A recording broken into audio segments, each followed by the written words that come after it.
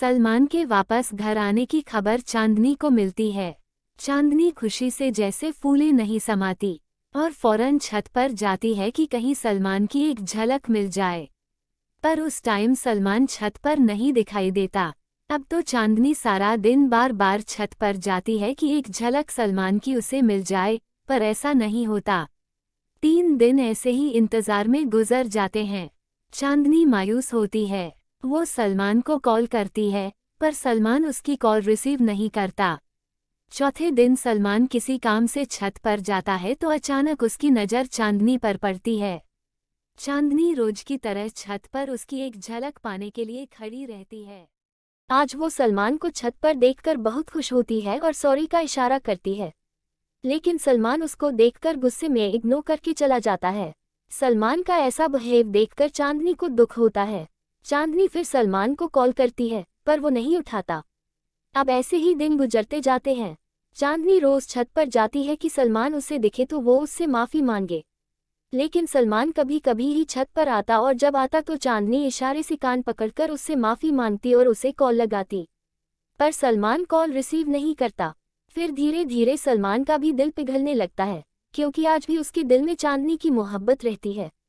और फिर एक दिन वो चांदनी की कॉल रिसीव कर लेता है और उससे कहता है, क्यों तुम मुझे बार बार कॉल कर रही हो? हमारे बीच अब कुछ नहीं बचा। तुम्हारे खराब बर्ताव की वजह से हमारा रिश्ता हमेशा के लिए खत्म हो गया है। चांदनी सलमान से माफ़ी मांगती है और कहती है, मुझे माफ़ कर दो, मुझसे बहुत बड़ी गलती हो गई। मैं तुम्हारे बिना नहीं जी सकती और ये बात मुझे तुम्हारे बिछड़ने के बाद समझ आई। मैं तुम्हारे घर वालों से भी माफ़ी मांग लूंगी। सलमान का दिल पिघलता है, लेकिन फिर वो अपने जज्बात को कंट्रोल करता है और कहता है, देखो चांदनी, मैं तुम्हें माफ़ कर भी दूं तो भी कोई फ़ायदा नहीं होगा। मेरे घर वाले अब कभी हमारी शादी के लिए नहीं मानेंगे। चांदनी के बहुत मिन्नतें करने के बाद सलमान उससे कहता है, अच्छा ठीक है, मुझे कुछ वक्त दो, मैं सोचकर बताऊंगा।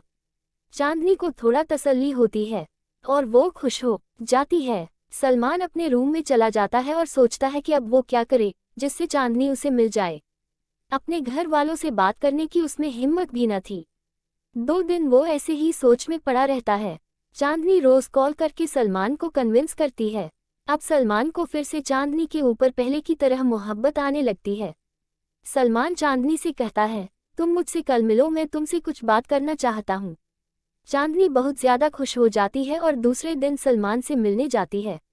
सलमान चांदनी से कहता है, मेरे घर वाले हमारी शादी के लिए नहीं मानेंगे। वो मेरे लिए लड़की ढूंढ रहे हैं। अब बताओ तुम, मैं क्या करूं? मैं तुमसे बहुत मोहब्बत करता हूं। सलमान चांदनी से कहता है, मेरे घर वाले हमारी शादी के लिए नहीं मानेंगे। वो मेरे लिए लड़की ढूंढ रहे हैं। अब बताओ तुम, मैं क्या करूं?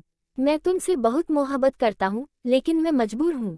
इस पर चांदनी कहती है, फिर तो अब एक ही रास्ता है, चलो हम दोनों चुपके से शादी कर लेते हैं, बिना किसी को बताए। सलमान पहले तो हैरान होता है, फिर चांदनी के बहुत समझाने पर वो शादी के लिए तैयार हो जाता है। फिर चांदनी और सलमान दोनों चुपके से शादी कर लेते हैं। फिर किसी न किसी बहाने से छुप छुप कर एक दूसरे से मिलने लगते हैं। एक दिन मोहल्ले वालों को इन दोनों के बारे में खबर हो जाती है और धीरे धीरे पूरे मोहल्ले में सबको पता चल जाता है कि सलमान और चांदनी ने छुपकर शादी कर ली है।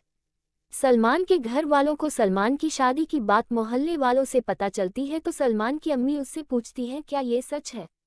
तो सलमान डर की वजह से कहता है कि नहीं, ये सच नहीं है। ऐसे कुछ दिन और गुजर जाते हैं। धीरे धीरे अब सलमान की अम्मी को भी शक होने लगता है कि कहीं ये बात सच तो नहीं।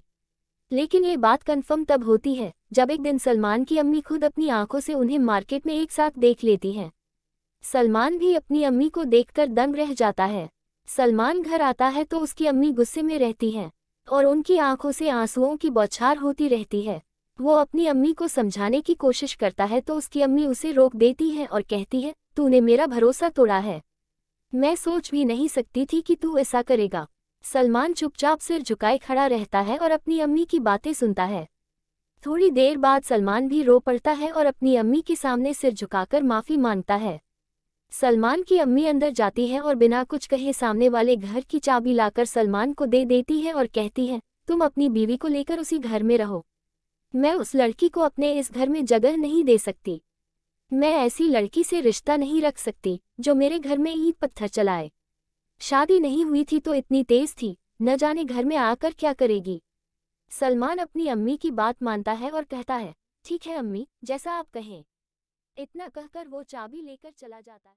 अब सलमान और चांदनी एक साथ उसी मोहल्ले में रहने लगते हैं। सलमान की अम्मी अपने बेटे से तो रिश्ता रखती हैं, लेकिन अपनी बहू की तरफ देखना भी पसंद नहीं करती। एक दिन सलमान की अम्मी की बहुत तबीयत खराब हो जाती है। वो ट्रीटमेंट के लिए हॉस्पिटल में एडमिट रहती हैं। चांदनी हॉस्पिटल जाकर उनकी खूब देखभाल करती है, साथ ही सलमान के घर वापस आकर घर भी संभालती है। वक्त और हालात के साथ चांदनी बदल चुकी थी। चांदनी का इस तरह सबको सपोर्ट करना सलमान की अम्मी के दिल को पिघला देता है, और फिर सलमान की अम्मी और घर वाले चांदनी को अपना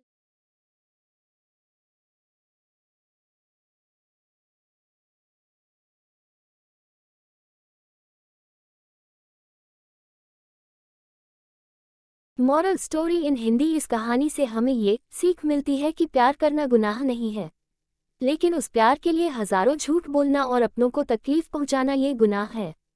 जैसे सलमान ने अपने घर वालों से झूठ बोलकर उनका दिल दुखाया, वहीं जब हम किसी से प्यार करते हैं तो हमें उसकी इज्जत करनी चाहिए, लेकिन चांदनी ही पत्थर मारकर सलमान और उसके परिवार में अपनी इज्जत खो देती है।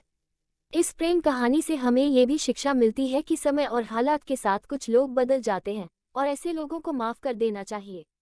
जैसे चांदनी के बदलने पर सलमान के घर